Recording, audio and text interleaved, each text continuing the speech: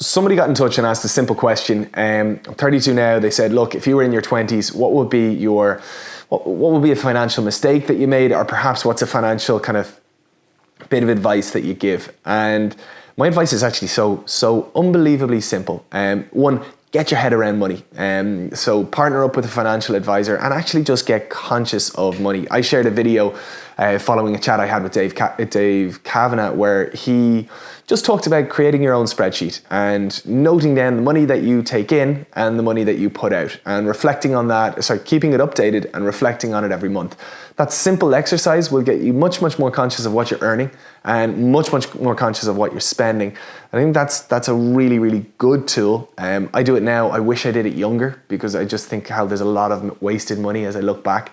But the other thing is that I would have been much more conscious of what I invested in. So I always invested in myself in terms of, if I was thinking of a business idea, I took whatever profits I had and invested into that. Sometimes it went good, other times it didn't go so good.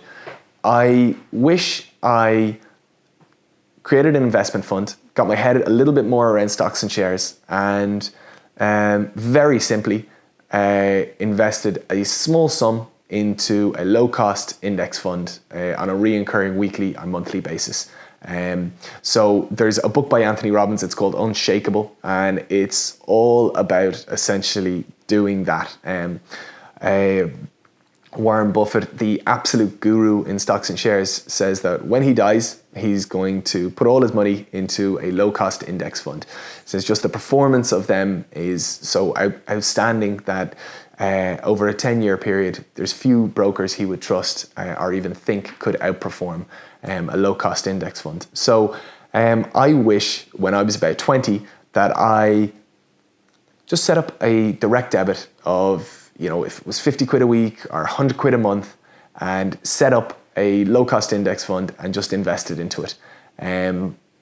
If you look at like the power of compounding interest or anything like that, if you do it in your 20s, by 50 you'll be a multi-millionaire. I think 30 years, yeah, definitely. At 50 quid a week, I think that's a definite. I'll check the figures. Actually, it's so easy. If you're watching this, just get a compounding interest calculator and the average out 9%. Check it. You'll see. I think it's a really just such an obvious call that I didn't do. I do now, and I wish I did at a younger age, because again, that power of compounding interest, you want it to kick in younger. So so very simple. If anybody's asking me for kind of financial advice, and again, I'm not a financial advisor, it's always interesting the questions that come in.